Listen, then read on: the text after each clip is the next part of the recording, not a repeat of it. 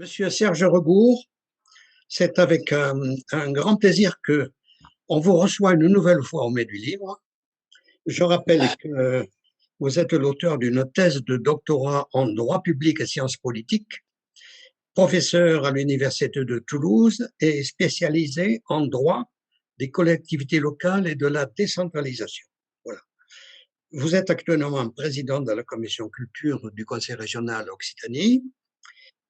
Vous avez été, et on ne l'oublie pas, pilier des États généraux de la culture, et vous êtes déjà intervenu au Mai du Livre avec Aline Paillet au sujet du journalisme. Voilà.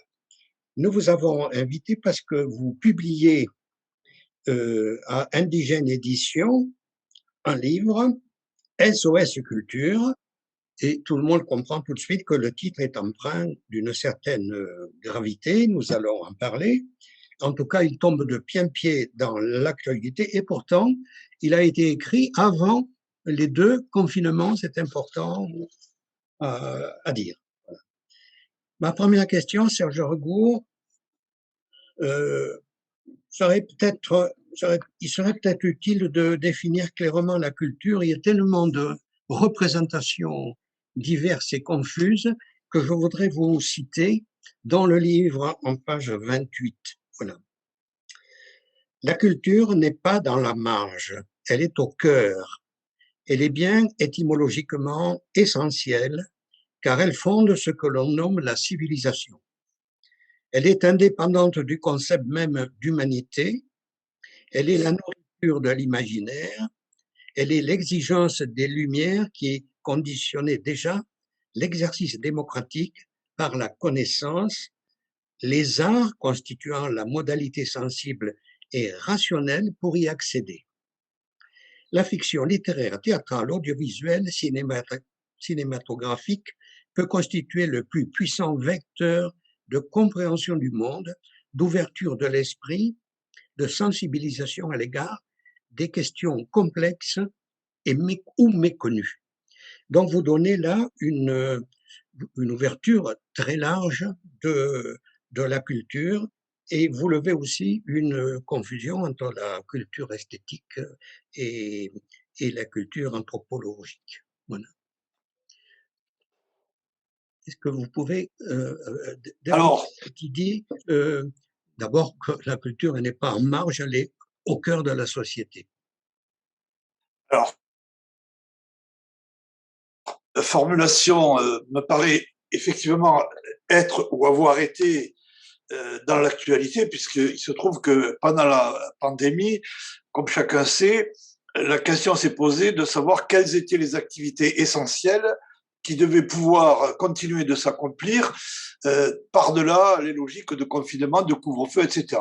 Et malheureusement, la culture n'a pas été retenue au sens des activités essentielles. Parmi les activités essentielles, ça a même donné, dans le cadre du premier confinement, des images parfaitement caricaturales et regrettables, où notamment les rayons des grandes surfaces étaient ouverts, à l'exception d'un certain nombre d'entre ces rayons, précisément les rayons notamment culturels, c'est-à-dire qu'on pouvait acheter des tas de choses, on pouvait acheter des produits pour les toilettes ou pour le bricolage, mais on ne pouvait pas accéder aux rayons pour acheter des livres, des DVD et autres produits culturels. Donc, ce que vous avez cité correspond en fait à cette idée-là, en forme en quelque sorte de réponse anticipée, parce que je crois effectivement qu'au sens large, ce qui définit les rapports humains et ce qu'on appelle la civilisation aussi bien que la démocratie, passe en effet par le sensible et le rationnel, et ce qui, pour ma part, relève de la culture, c'est précisément différentes disciplines qui, en même temps qu'elles élèvent l'esprit, correspondent au sensible. D'ailleurs, dans mon ouvrage, quand je propose des solutions pour tenter de renouer le lien perdu avec les problématiques culturelles, c'est-à-dire de réarticuler le politique et le culturel. Je m'en réfère notamment à Brecht, à la notion d'apprentissage, puisque Voilà. moi, je disais à un moment qu'il fallait apprendre à apprendre. Et je crois que la culture correspond bien à cette approche-là. On va y venir plutôt sur la fin, parce que votre livre a l'avantage, je trouve, de proposer des solutions. On va y venir, mais avant, vous avez analysé subtilement les évolutions des politiques culturelles depuis 1945, et vous faites un constat alarmant sur le manque d'intérêt de beaucoup de responsables politiques pour la culture. Alors, c'est un jugement qui peut paraître sévère, mais qui s'appuie vraiment sur des faits. Oui, je crois. Vous avez rappelé dans les propos liminaires que j'ai été d'abord universitaire. Ma première spécialité a été, comme vous l'avez rappelé, le droit des collectivités territoriales, mais je suis en question de la culture et de la communication, qui sont devenus mes vecteurs de recherche et de publication prévalents. J'ai effectivement été un militant de la cause culturelle auprès notamment, et je m'en flatte, de Jack Rallit au sein des États généraux de la culture, et puis j'ai été ensuite élu. Or, si vous voulez, au stade de mon parcours et de ma vie aujourd'hui, je sais que c'est trois strates très différentes, celle de l'expertise académique, celle du militant citoyen et celle de l'élu, convergent, c'est-à-dire que chacune a confirmé ce que l'autre m'avait permis d'entrevoir, c'est-à-dire au fur et à mesure du temps, comment ceux qui nous gouvernent ont perdu de vue l'importance de la chose culturelle et de l'activité artistique et créatrice. La preuve, c'est que aujourd'hui, si on me demande quel est le référentiel culturel qui sert à définir les politiques publiques du ministère de la Culture, je n'en sais rien, et je n'en sais rien parce que l'État, le gouvernement, la ministre elle-même ne savent pas. C'est-à-dire qu'on gère au jour le jour, dans le cadre de ce qu'on peut appeler des politiques de guichet, c'est-à-dire qu'on reconduit ce qu'on appelle des services votés d'une année sur l'autre. Mais comme universitaire, pendant très longtemps, je suivais l'évolution du budget du ministère de la Culture, et il y a des moments où on pouvait voir des évolutions, parce que la doctrine, le corpus en quelque sorte intellectuel qui doit légitimer ce que l'on finance ou ce que l'on ne finance pas, permet en quelque sorte de comprendre le sens des politiques culturelles. Or, depuis pour moi des décennies, ce fil est perdu. C'est-à-dire on est dans des logiques empiriques, pragmatiques, et lorsque se produit un événement comme la pandémie, eh ben on n'a plus de boussole. Du coup, le pouvoir, la ministre de la Culture sont perdus. Et j'ajoute que nombre d'artistes, d'intermittents, de professionnels de la culture sont eux-mêmes dans une logique d'incompréhension. C'est-à-dire que si je devais résumer de manière, me semble-t-il, légitime, quel est le sentiment dominant des artistes lorsqu'on les a considérés comme finalement non essentiels? Une forme d'incompréhension. Or, elle est légitime, cette incompréhension, mais elle est révélatrice de ce que nombre de professionnels de la culture eux-mêmes ne se sont plus posé la question du fondement des politiques culturelles et du rapport de ceux qui nous gouvernent avec les politiques culturelles. C'est-à-dire que si j'avais voulu faire un petit livre plus consensuel, j'aurais pu caresser les artistes en quelque sorte dans, entre guillemets, pardonnez-moi l'expression un peu vulgaire, dans le sens du poil. Or, et s'en prendre uniquement aux politiques. Or, je crois que les choses sont plus complexes et que notamment moi qui ai travaillé comme expert sur la question de l'exception culturelle, j'ai même publié un petit que sais-je sur l'exception culturelle, le terme même d'exception culturelle pose un problème éthique, ouais, sémantique et politique. Voilà. C'est-à-dire, est-ce qu'on peut faire une exception pour la culture et se désintéresser des autres domaines de l'organisation sociale? Je suis voilà. convaincu que non, mais je crains qu'un certain nombre de professionnels de la culture et donc des artistes de bonne foi ait été finalement, comment dire, endormi par cette problématique selon laquelle la culture pourrait en quelque sorte vivre indépendamment des mutations sociales. Or, il y a des choix politiques, à mon avis, qui sont désastreux pour la culture, parce que ce sont des choix politiques qui sont conjointement catastrophiques pour la société en général. Voilà. Alors, je pense aussi, puisque vous parlez des professionnels, bon, ils ne peuvent rien sans doute, mais il manque un petit peu l'histoire. Et justement, vous tracez avec talent, je trouve, l'histoire de la démocratisation culturelle sur laquelle, personnellement, je ne crache pas, même si elle n'a pas abouti comme on aurait voulu. Après, l'exception culturelle, et puis encore le miroir aux alouettes de la diversité culturelle. Et maintenant, on assiste à l'envahissement du domaine culturel par le marché. Oui, mais vous avez fait un bon résumé de mon propos, c'est-à-dire que il fut un temps, et notamment ce que j'appellerais le premier temps d'explicitation, puisque le premier ministère qui a été créé, qui s'appelait ministère des Affaires culturelles, a été créé au début de la Ve République, donc par la volonté conjointe du président de Gaulle et de celui qu'il appelait son ami génial, qui était un géant de la littérature, Malraux. Qui a le décret de 59 qui définit précisément le pourquoi un ministère des Affaires culturelles et pourquoi faire. La réponse est dans ce que vous venez de rappeler, René, c'est-à-dire ce qu'on appelle la démocratisation culturelle. Je résume en substance l'accès de tous, en tout cas du plus grand nombre, qui est la règle démocratique, aux plus grandes œuvres de l'humanité. C'est-à-dire permettre au plus grand nombre, c'est ça la notion de l'intérêt général, permettre au plus grand nombre d'accéder aux plus grandes œuvres de l'humanité dans les différents domaines de la création, qu'il s'agisse de la peinture, de la littérature, de la musique, etc., etc.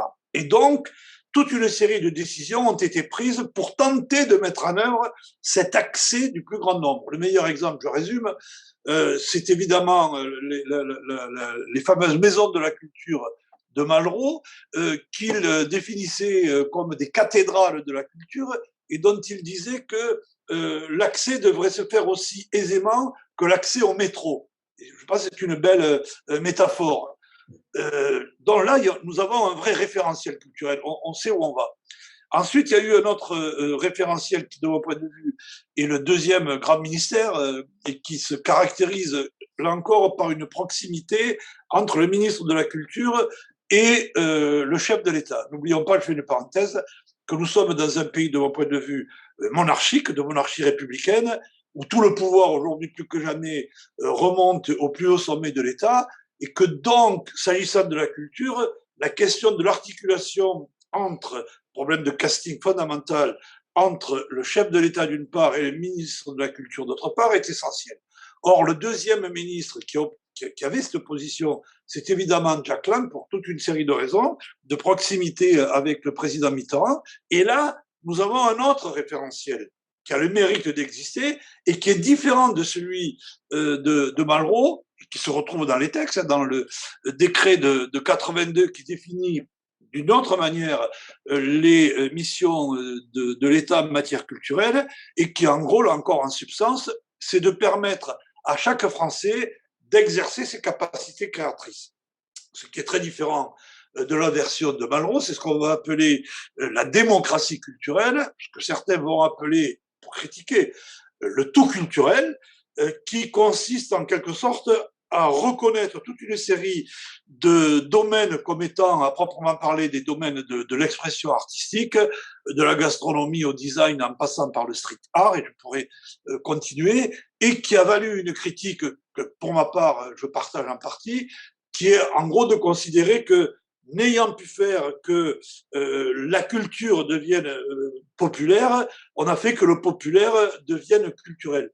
Or, cet échec relatif, vous avez raison de dire, je ne crache pas sur la démocratisation culturelle, et moi, pas davantage. Le problème, c'est que, encore une fois, la culture ne peut pas être isolée. Et ce qui a, en quelque sorte, hypothéqué le projet de démocratisation culturelle, ce sont évidemment des hypothèques dans l'ordre économique, dans l'ordre social. C'est-à-dire que à la sortie des 30 glorieuses, toute une série de problèmes nouveaux sont intervenus qui ont abouti à ce que Bourdieu, pour prendre un exemple, un repère très simple, mais très au-delà des analyses de Bourdieu, toutes les études du ministère de la Culture montrent en termes statistiques qu'il y a eu effectivement une forme de captation des effets de la démocratisation culturelle pour aller vite par les classes moyennes supérieures, et que les classes, pour aller vite, que l'on va dire les classes populaires, pour pas utiliser des termes plus précis, ont été en quelque sorte écartées des bienfaits des politiques culturelles. Pas pour des raisons culturelles, pour des raisons effectivement de nature économique et sociale. Et c'est au cœur de mon propos, c'est évidemment de considérer qu'on ne peut pas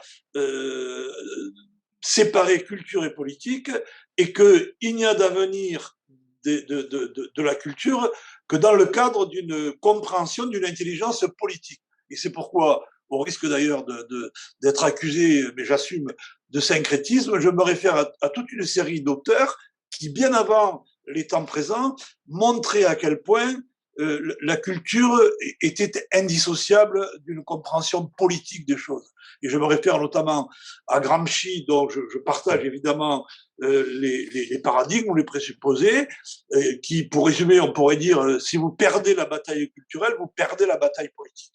Et si le titre de mon bouquin est SOS Culture, c'est parce que je vois bien aujourd'hui, tous les jours, comment ayant en quelque sorte, ou étant en train de perdre la bataille culturelle, ce que Gramsci appelait l'hégémonie culturelle, c'est-à-dire nos représentations dominantes du monde, font que politiquement, on est dans une situation plus que compliquée. Et donc, cette question que vous rappelez est une question essentielle, puisqu'aujourd'hui, c'est plus, à proprement parler, la démocratisation culturelle, c'est plus la démocratie culturelle, on ne sait plus dans quoi l'on est.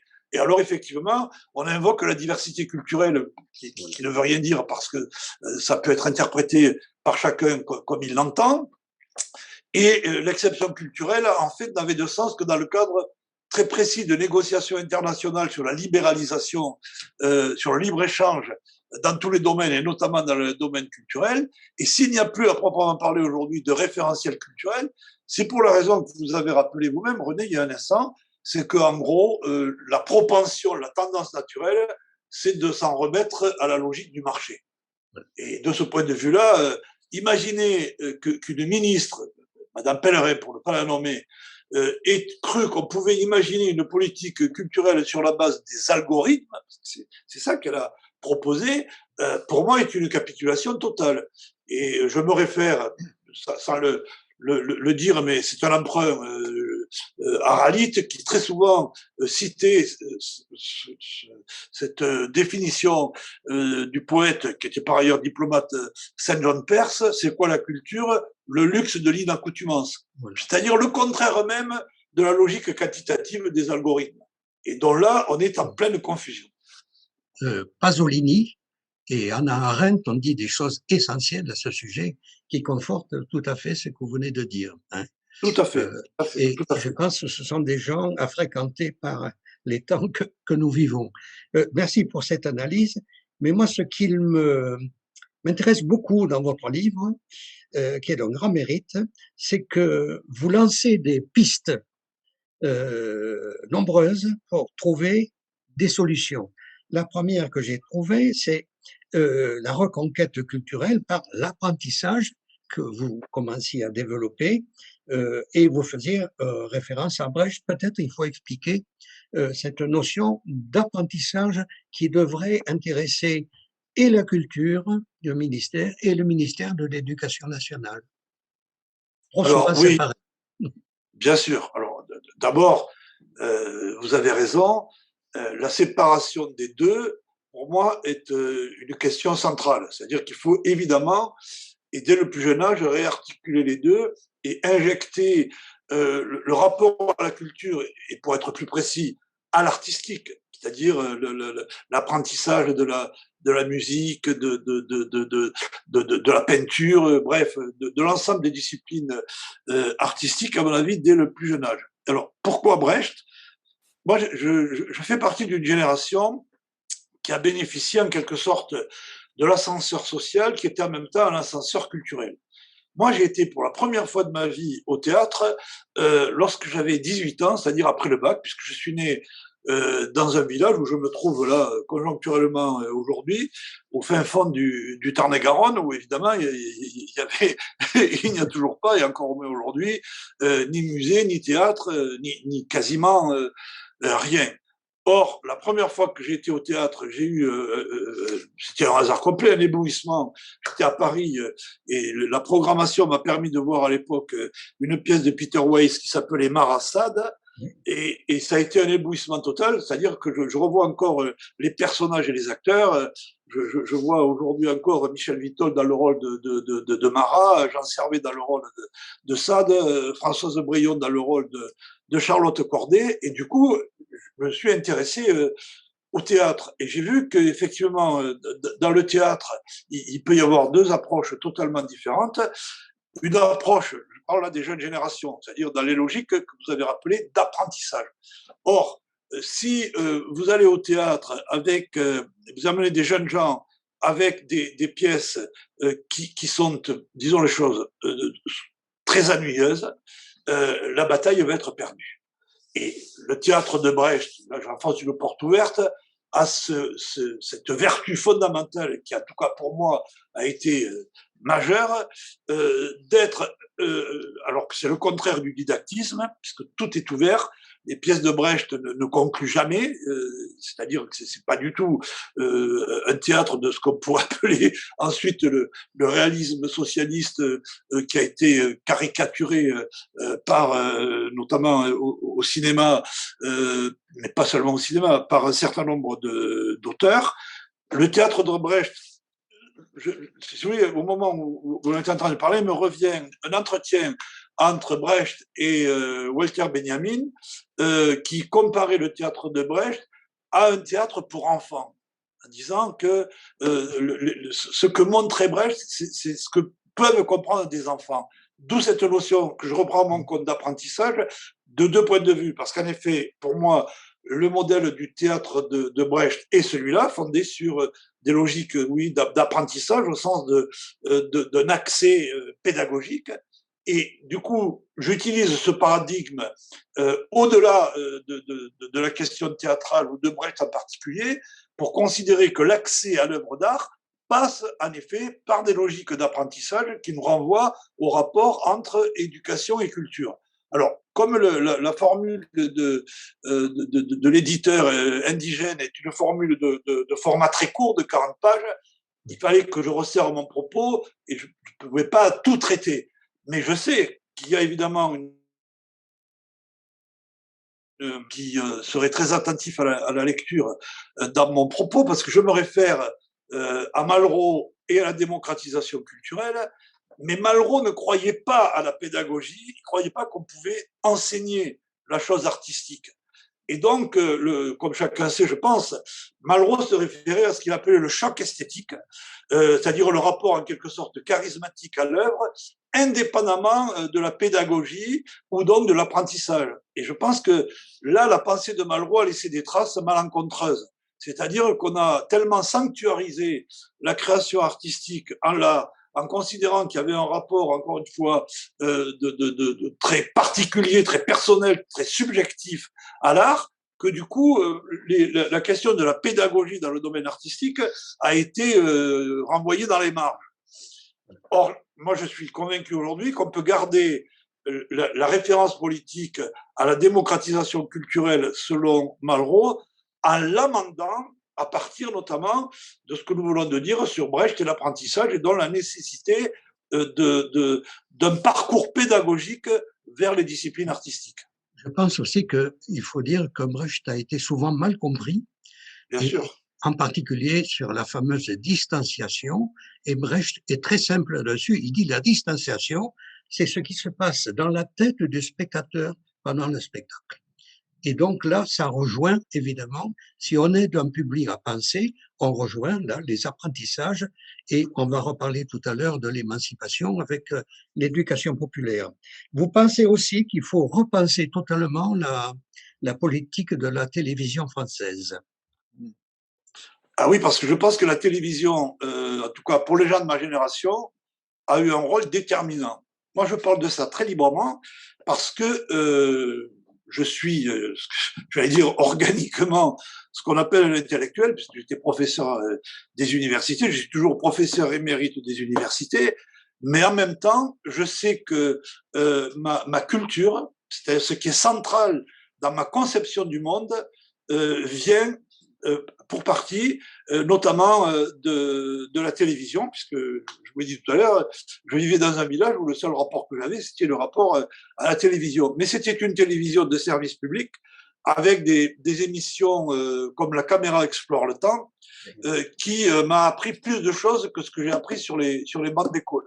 Et aujourd'hui encore, au risque de passer pour un simplificateur, en tout cas pas un démagogue, il y a des œuvres littéraires, des œuvres cinématographiques, des œuvres théâtrales qui m'apprennent plus de choses alors qu'elles sont basées sur la fiction qu'un certain nombre d'essais ou de livres savants qui parfois sont trop abstraits, trop abscons et qui découragent en quelque sorte la lecture. Donc de ce point de vue-là, il y avait là encore une conception, nous y revenons, pédagogique de la télévision publique, dont je rappelle qu'elle était en position de monopole public. Or, et ceci dans tous les pays, pas seulement en France, hein, en Italie, y compris d'ailleurs dans le pays européen le plus libéral, qui est la Grande-Bretagne.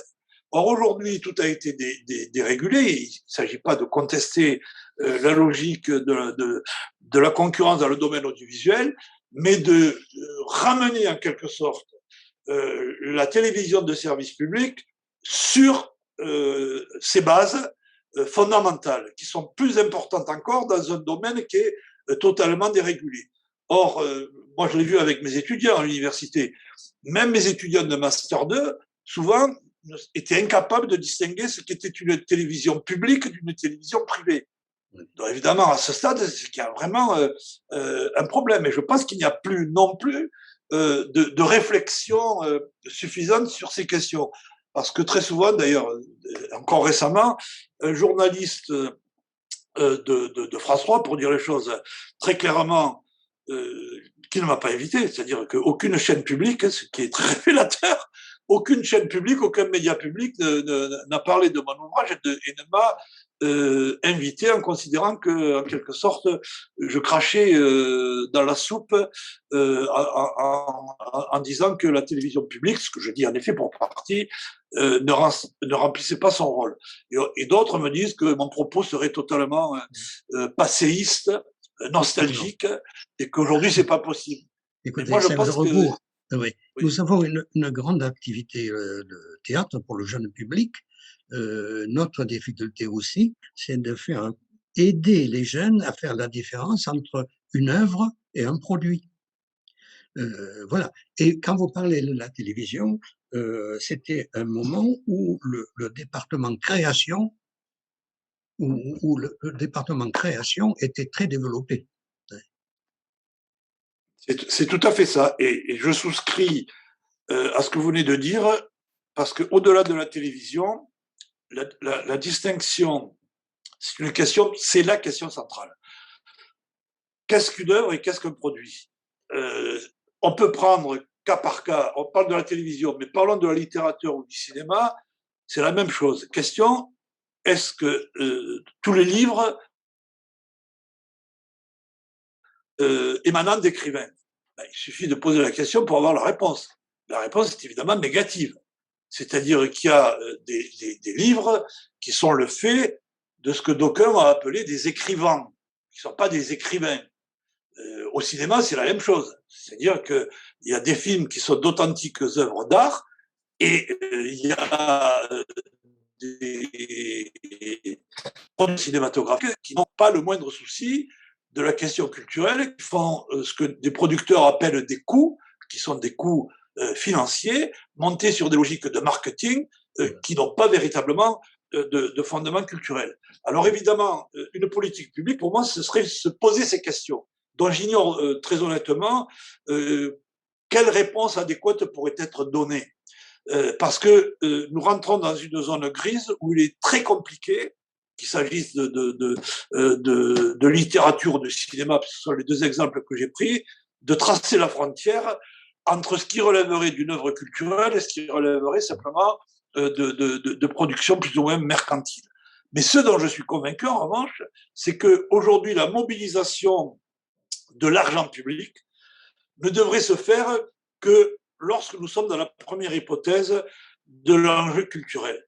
Et qu'en revanche, lorsque des productions dans les domaines de la culture relèvent purement et simplement du marché parce qu'elles ont été configurées sur la base des logiques du marché et qu'elles sont rentables par le marché, la question se pose de savoir si on doit continuer à mobiliser de l'argent public. Je donne un troisième exemple qui est dans le domaine de la musique, qui se pose dans les mêmes termes.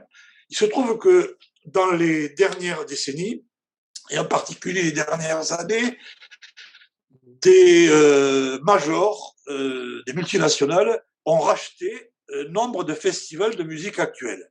Pourquoi faire? Pour faire du profit, ce qui est parfaitement leur droit et qui est même leur raison d'être. Question, faut-il que les collectivités publiques, à commencer par le ministère de la Culture, mais y compris les collectivités territoriales, continuent de financer ces festivals de musique qui sont parfaitement rentables, dont la programmation a été modifiée selon la configuration du marché, qui ont eu l'intelligence de garder évidemment des bénévoles qui continuent à travailler parce qu'il y a des logiques localistes, etc., etc. Pour moi, le b.a.-ba d'une politique publique, ce serait au moins de poser la question, est-il légitime, est-il nécessaire de continuer de financer ces festivals de musique qui relèvent d'entreprises proprement commerciales? Or, quand j'ai posé la question au ministère de savoir quelle était la doctrine, eh bien, il n'y en a pas, parce qu'encore une fois, il n'y a plus de référentiel culturel. C'est-à-dire, on vous dit, les collectivités font ce qu'elles veulent. C'est-à-dire qu'il n'y a plus de doctrine. On a perdu le fil conducteur, encore une fois, d'un questionnement proprement. Une autre solution que vous avez envisagée, c'est l'encouragement ou le développement de l'éducation populaire. Alors, on en parle beaucoup, surtout pour l'oublier, à mon avis, et très souvent, ce n'est qu'une coquille vide. Je vous propose une petite définition, vous me dites si ça vous convient. L'éducation populaire, c'est une construction de soi pour maîtriser sa vie et l'organiser. Elle permet de se trouver, de se transformer à partir du développement de ses capacités, de ses compétences. Et donc, elle permet d'aller vers une émancipation par la transformation sociale et surtout par le goût des autres aussi. Et pour reprendre un peu un poète, il dit que l'éducation populaire, c'est un trésor caché dans nos vies. Encore faut-il la mettre à jour. Est-ce que c'est une... Ça me convient tout à fait. Et si j'ai parlé de l'éducation populaire, de la même manière que, et ça je dois dire que c'était pas gagné d'avance pour moi, et lorsque j'ai été élu, le premier moment de mandat, j'ai l'importance de ce problème. C'est la question, mais je vais revenir à l'éducation populaire, c'est la question du jeune public, parce que vous l'avez évoqué précédemment. Aujourd'hui, quand on se pose la question des budgets mobilisés pour le jeune public, c'est la portion congrue, qu'il s'agisse d'abord de l'État, mais y compris des collectivités territoriales. Or, au cours des dernières années, moi-même, vous voyez, j'ai évolué parce que je trouve que les budgets en faveur des jeunes publics, des politiques jeunes publics, dans le spectacle vivant d'abord, là où elles ont été conçues, mais au-delà, pour moi, c'est devenu une question majeure dans les logiques d'apprentissage dont nous parlions tout à l'heure. Ouais. Quant à l'éducation populaire, j'ai subi, comme beaucoup, la vision dominante un peu condescendante à l'égard de l'éducation populaire à l'égard des sociocus, avec là encore une espèce d'apartheid, en tout cas de dichotomie entre la vraie culture et puis l'animation culturelle relevant peu ou prou de l'éducation populaire. Et c'est pour ça que je parle un peu méchamment peut-être des pseudo-élites, des petits marquis qui regardent d'en haut avec quelques condescendance, comme je viens de le dire. Et moi, je pense qu'aujourd'hui, c'est un vecteur essentiel. Parce que même comme élu, j'ai découvert des réalités dans un certain nombre de territoires que l'on dit perdus de la République. Mais en réalité, au-delà de la question des territoires, la vraie question, c'est les esprits perdus de la République. Et comment peut-on raccrocher un certain nombre de gens, d'individus, de jeunes, sinon aussi par les voies immédiates de l'animation culturelle et de l'éducation populaire. Voilà. Pour moi, c'est une évidence. Je donne la parole à Bernard Montfort, qui est le responsable d'une compagnie professionnelle. Il était une fois. Bernard. Il est une fois. Oui. Oui, monsieur Regour, bonjour déjà, et bravo pour votre livre, parce que c'est remarquable, et moi j'ai apprécié particulièrement les 15-20 dernières pages, ce que disait René tout à l'heure, les solutions que vous apportez, enfin, que vous proposez. Voilà, des pistes, mais qui sont tout à fait intéressantes et judicieuses d'après moi. Et pour vous poser une petite question sur le terrain, parce que c'est ce qui me concerne plus particulièrement, puisque quand on est responsable d'une compagnie théâtrale, on est en relation, bien sûr, avec les politiques, les collectivités territoriales et tout ça, pour les aides que vous nous apportez, qui sont indispensables. Et je voulais savoir ce que vous pensiez du fait, on remarque de plus en plus que les responsables de salles, les directeurs de théâtre, par exemple, sont de plus en plus des administrateurs qui sortent d'écoles d'administration, qui ne sont plus des metteurs en scène, des chefs d'orchestre ou des artistes de manière générale. Et alors ça, ce point-là, et aussi, bon d'ailleurs, vous en parlez, quand vous parlez de l'ENA, vous parlez des élèves à l'ENA qui ne reçoivent pas d'éducation culturelle, enfin, bon, on le sait, et après, on en voit les résultats quand ils sont au pouvoir, et aussi le fait des appels à projets, parce que il y a de plus en plus pour les collectivités locales des mises en place d'appels à projets, c'est-à-dire que pour nous, artistes, on doit rentrer dans des cases finalement, et on s'aperçoit que c'est de plus en plus ça, comme pour la télé, quand les téléfilms doivent faire 52 minutes et pas 53, ou 1h30 et pas 1h40. Et je trouve que on en vient à fabriquer des produits, un peu comme vous disiez avec René, et on laisse de moins en moins libre cours à l'imaginaire des artistes. Voilà, je voulais savoir ce que vous pensiez de tout ça. Ah ben, je suis tout à fait d'accord avec ce que vous dites. On sait que la culture peut apporter ce ciment dont notre nation a grandement besoin. Enfin, moi, je pense que la culture est un élément intrinsèque de ce qu'on appelle traditionnellement le lien social. C'est-à-dire que le lien social, le vivre ensemble, doivent être fondés sur un certain nombre de valeurs communes, de représentation du monde partagées. Et ce qu'a montré notamment la pandémie dans le domaine culturel, c'est l'exigence du collectif. C'est-à-dire que oui, il y a un certain nombre de pratiques qui peuvent être dupliquées sur le numérique. Mais ce que chacun demande, aussi bien les artistes que nombre de citoyens, c'est le retour au collectif. Par exemple, le domaine du cinéma est un bon exemple. On peut voir des films sur son écran ou sur aujourd'hui telle ou telle plateforme.